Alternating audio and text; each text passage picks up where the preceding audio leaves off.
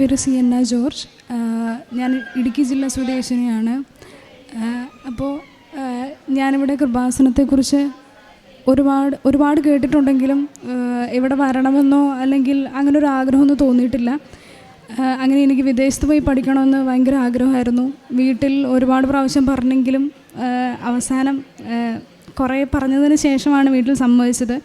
അങ്ങനെ IELTS join ചെയ്തു. അവിടെ എൻ്റെ റൂംമേറ്റ് എന്നോട് ഒരിക്കലും ഇങ്ങനെ പറഞ്ഞു, നമുക്ക് കൃപാസനത്തിൽ പോകാം. അവൾ എൻ്റെ സെയിം ക്ലാസ്സിൽ IELTS പഠിക്കുകയായിരുന്നു. അപ്പോൾ ഇങ്ങനെ കൃപാസനത്തിൽ പോകാമെന്ന് പറഞ്ഞു. ഞാൻ ശരിക്കും അങ്ങനെ ഉടമ്പടി എടുക്കണമെന്നോ ഇവിടെ വന്ന് പ്രാർത്ഥിക്കണമെന്നോ വിചാരിച്ചതല്ല. ജസ്റ്റ് ഫ്രണ്ട്സിൻ്റെ കൂടെ പോകാമെന്ന് വിചാരിച്ച് ശരി പോകാമെന്ന് പറഞ്ഞു. അങ്ങനെ 3-4 പ്രാവശ്യം ഞങ്ങൾ പ്ലാൻ ചെയ്തെങ്കിലും ഇവിടെ വരാനുള്ള ഭാഗ്യം ലഭിച്ചില്ല.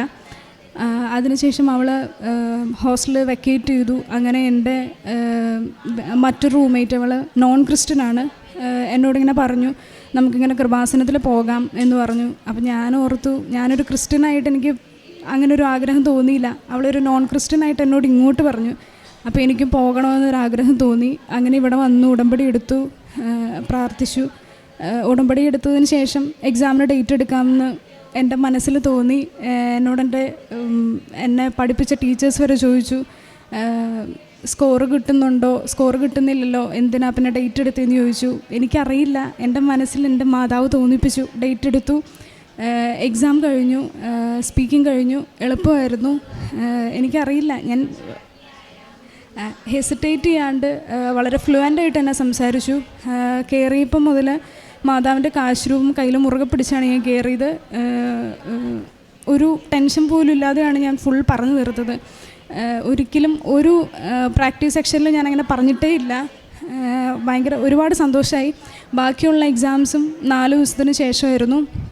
അത് അറ്റൻഡ് ചെയ്തു. അതും അതുപോലെ തന്നെ പ്രാക്ടീസ് ചെയ്തതിലും ഏറ്റവും എളുപ്പമുള്ള ക്വസ്റ്റ്യൻ പേപ്പേഴ്സ് ആയിരുന്നു വന്നത്. എനിക്കതും ഒരുപാട് സന്തോഷമായി. അങ്ങനെ അതിന് എക്സാമിൻ്റെ റിസൾട്ട് വന്നു. എനിക്ക് പോകാനുള്ള സ്കോർ കിട്ടി. എനിക്കും ഭയങ്കര അത്ഭുതമായി തോന്നി. കാരണം സ്കോർ കിട്ടാണ്ട് ഞാൻ പോയി എക്സാം അറ്റൻഡ് ചെയ്തതാണ്. അതിനുശേഷം GIC എമൗണ്ട്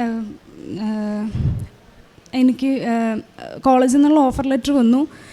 അത് 1 മാസത്തിന് ശേഷമാണ് വന്നത്. ആഗ്രഹിച്ച കോളേജിൽ നിന്ന് തന്നെ എനിക്ക് ഓഫർ ലെറ്റർ കിട്ടി. ഞാൻ ഡിഗ്രി BA മ്യൂസിക് ആയിരുന്നു. അപ്ലൈ ചെയ്തത് സോഷ്യൽ വർക്കിനായിരുന്നു. അപ്പം ഫീൽഡ് വ്യത്യാസം ഉള്ളതുകൊണ്ട് വിസയ്ക്ക് അപ്ലൈ ചെയ്യുമ്പോൾ റിജക്റ്റ് ആവുമെന്ന് എല്ലാവരും പറഞ്ഞു. എങ്കിലും എനിക്കറിയില്ല, എൻ്റെ മനസ്സിലൊരു വിശ്വാസം കൊണ്ടാണ് ഞാനത് അപ്ലൈ ചെയ്തത്. ഓഫർ ലെറ്റർ വന്നു. GIC എമൗണ്ട് അടയ്ക്കേണ്ട സമയമായി. ആ സമയത്താണ് ഞാൻ കാനഡയ്ക്കാണ് പോകാനിരുന്നത്. കാനഡയും ഇന്ത്യയും തമ്മിലുള്ള പ്രശ്നം ഇത് ആലോചിച്ചപ്പോൾ മുതൽ ഓരോരോ പ്രശ്നങ്ങളായിരുന്നു. തടസ്സങ്ങൾ മാത്രമേ ഉണ്ടായിരുന്നുള്ളൂ. എന്താണേലും ആ ഒരു കറക്റ്റ് സമയത്ത് എല്ലാ തടസ്സങ്ങളും നീങ്ങിപ്പോയി. അങ്ങനെ എമൗണ്ട് അടച്ചു. ഡിസംബർ 31 മുന്നേ വിസയ്ക്ക് ഫയൽ ചെയ്തില്ലെങ്കിൽ 12 lakhs അടയ്ക്കണമായിരുന്നു. എന്താണേലും അതിനു മുന്നേ GIC എമൗണ്ടും അടച്ചു, വിസയ്ക്ക് ഫയൽ ചെയ്യുകയും ചെയ്തു. 20 ദിവസം കൊണ്ട് വരേണ്ട വിസ എല്ലാവർക്കും വന്നിട്ടും 1 മാസം കഴിഞ്ഞിട്ടും എനിക്ക് വന്നില്ല. എങ്കിലും ഞാൻ പ്രതീക്ഷ കൈവിട്ടില്ല. മാതാവിനെ പരീക്ഷിക്കുകയാണെന്ന് ഞാൻ വിശ്വസിച്ചു. അങ്ങനെ ഫെബ്രുവരി 3-ാം തീയതി രാവിലെ എനിക്ക് മെയിൽ വന്നു, എൻ്റെ വിസ അപ്രൂവായി. ഒരുപാട് സന്തോഷമുണ്ട്. ഞാൻ അടുത്ത മാസം 25-ാം തീയതി പോകും. ഒരിക്കലും പ്രതീക്ഷിച്ചതല്ല. എല്ലാവരും റിജക്റ്റ് ആവുമെന്ന് പറഞ്ഞിട്ടും മാതാവ് മാത്രമേ എൻ്റെ കൂടെ ഉണ്ടായിരുന്നുള്ളൂ. കുടുംബ പ്രാർത്ഥന മുടക്കുന്ന ഒരാളായിരുന്നു ഞാൻ. നിരന്തരമായി അതിൽ അറ്റൻഡ് ചെയ്തിരുന്നില്ല. എങ്കിലും ഞാൻ വ്യക്തിപരമായി പ്രാർത്ഥിക്കാൻ തുടങ്ങി, വ്യക്തിപരമായി ബൈബിൾ വായിക്കാൻ തുടങ്ങി, പള്ളിയിലൊക്കെ പോകാൻ തുടങ്ങി. അങ്ങനെ ഒരുപാട് മാറ്റങ്ങൾ എൻ്റെ ജീവിതത്തിൽ വന്നു. അറിഞ്ഞുകൊണ്ട് ചെയ്തതല്ല ഒന്നും, എല്ലാം അറിയാണ്ട് തന്നെ മാതാവ് ചെയ്യിപ്പിച്ചതാണെന്നാണ് ഞാൻ വിശ്വസിക്കുന്നത്. പിന്നെ ഇവിടുന്ന് ലഭിച്ച പത്രമെല്ലാം വിതരണം ചെയ്തു. ഞാനിവിടെ എറണാകുളത്ത് കുറച്ച് നാളുണ്ടായിരുന്നു. അങ്ങനെ അവിടെ പള്ളിയിൽ ചെന്നപ്പം അവിടെയും ഞാൻ പത്രങ്ങളൊക്കെ വിതരണം ചെയ്യുകയാണ് ചെയ്തത്. ഇത്രയും അനുഗ്രഹങ്ങൾ നൽകി എന്നെ കൈവിടാതെ ഇത്രയും ദൂരം കൊണ്ടു നടന്ന മാതാവിന് ഒരുപാട് നന്ദിയുണ്ട്. And thank you so much. ദൈവമേ, ഞങ്ങളെ പുനരുദ്ധരിക്കണമേ. അങ്ങയുടെ മുഖം പ്രകാശിക്കുകയും ഞങ്ങൾ രക്ഷപ്പെടുകയും ചെയ്യട്ടെ. 80-ാം സങ്കീർത്തനം 3-ാം തിരുവചനമാണ്. തനിക്ക് ഒന്നും അറിയില്ലായിരുന്നു. കോച്ചിങ്ങിൻ്റെ സമയത്തും സ്കോറൊന്നും പ്രത്യേകിച്ച് കിട്ടിക്കൊണ്ടിരുന്ന വ്യക്തിയല്ല.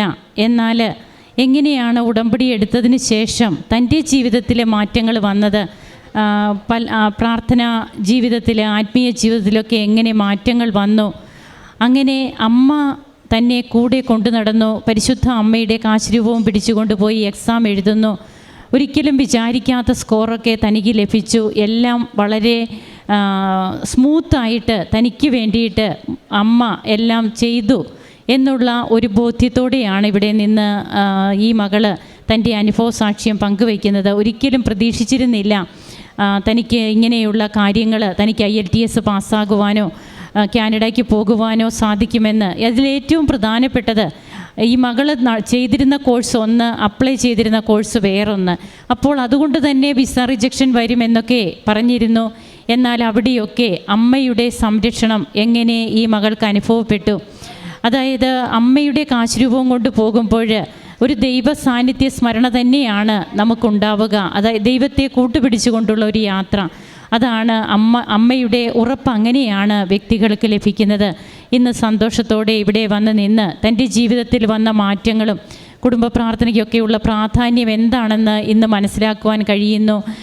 അനുദിന ദിവ്യബലി മുടക്കുന്നില്ല. അങ്ങനെ ഇനി മുമ്പോട്ടുള്ള ജീവിതവും ഏറ്റവും നന്നായിട്ട് മാത്രമേ യുവാക്കളൊക്കെ അവരുടെ സാക്ഷ്യത്തിലൂടെ തങ്ങൾക്ക് അനുഭവം കിട്ടിയതിന് ശേഷം പിന്നീട് അവരുടെ ജീവിതവും മുമ്പോട്ടും വളരെ ബോധ്യങ്ങൾ നിറഞ്ഞതായിരിക്കും എന്നുള്ള ഒരു ശുഭാപ്തി വിശ്വാസത്തോടെ, നല്ല തീരുമാനത്തോടെയാണ് അവരുടെ സാക്ഷ്യങ്ങളൊക്കെ അവസാനിപ്പിക്കുക. അതുകൊണ്ടാണ് കർത്താവിൻ്റെ മുഖം പ്രകാശിക്കുകയും ഞങ്ങൾ രക്ഷപ്പെടുകയും ചെയ്യട്ടെ എന്ന് സങ്കീർത്തകൻ പറയുന്നത്. ഒരു പുനരുദ്ധാരണമാണ് ഇവിടെ നടക്കുക. ജീവിതത്തെ മൊത്തം മാറ്റിമറിക്കുന്ന ഒരു പുനരുദ്ധാരണം. അതിനാണ് ഉടമ്പടി നമ്മെ യോഗ്യരാക്കുന്നത്. നമുക്ക് കരങ്ങളടിച്ച് ഈശോയ്ക്കും അമ്മയ്ക്കും നന്ദി പറയാം. ദൈവത്തെ മഹത്വപ്പെടുത്താം, ആരാധിക്കാം. അത്യപൂർവ ദൈവാനുഭവങ്ങൾ ഇനി നിങ്ങൾക്കും സ്വന്തം. ഈ യൂട്യൂബ് ചാനൽ ഇതുവരെ സബ്സ്ക്രൈബ് ചെയ്തിട്ടില്ലെങ്കിൽ ഇപ്പോൾ തന്നെ സബ്സ്ക്രൈബ് ചെയ്യുക. ഈ വീഡിയോ ഇപ്പോൾ തന്നെ നിങ്ങളുടെ സുഹൃത്തുക്കൾക്ക് ഷെയർ ചെയ്തുകൊണ്ട് കർത്താവിൻ്റെ പ്രേക്ഷിതരാകുക.